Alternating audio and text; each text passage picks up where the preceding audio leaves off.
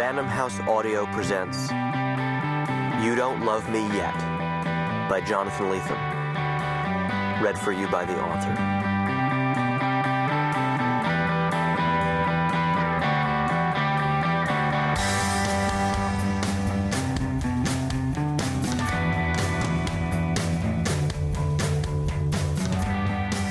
Chapter 1.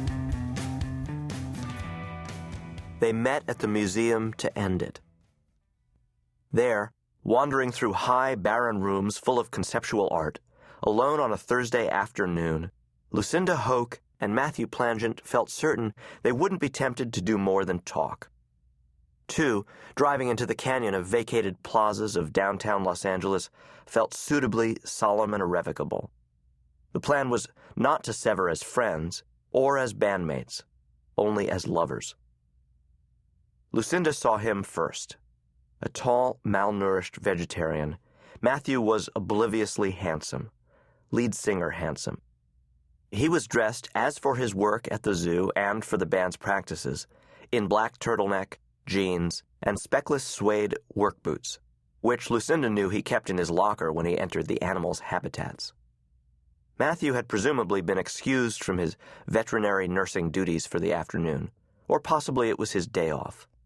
For the past 4 years, Lucinda had been assembling espresso drinks and clearing dishes at the coffee chairs, but she'd quit her job the day before, part of the same program of change that included this final rupture with Matthew. Instead, to pay her rent, Lucinda had agreed to work for her friend, Falmouth Strand, in his storefront gallery. On her way into the museum, Lucinda had paused at 2 heroic pillars of neon, mounted on either side of a doorway, and seen only versions of herself and Matthew, discreet, sealed, radiant. Now, sighting Matthew, she felt her senses quicken, her balance shifting to her toes. He squinted warily at a television monitor on a white pediment, some sort of video art. Perhaps it was the case that for him, as for her, everything in the museum had been reduced to an allegory of their dilemma. Exhausted by the old tug of his beauty, his scruffy intensity, and lean limbs, Lucinda was ready to send Matthew and his allure out voyaging elsewhere. She joined silently to his side, the tiny hairs of their arms bristling together electrically. The two wandered like zombies through the exhibition, hesitating for a long while at a pair of basketballs floating perfectly suspended at midpoint in a glass water tank. "The thing is," she said, "we've done this so much before, we're too good at it." Matthew's gaze remained fixed on the tank. "You mean there's nothing to say?" "Yes, but also we don't believe it's real because we've fallen back together so many times afterward. We need to make a difference between this time and all those others." "This time we're serious, Lucinda."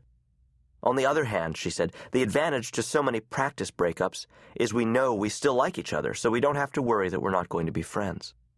"Yes," he said. "The band will be okay." "Yes."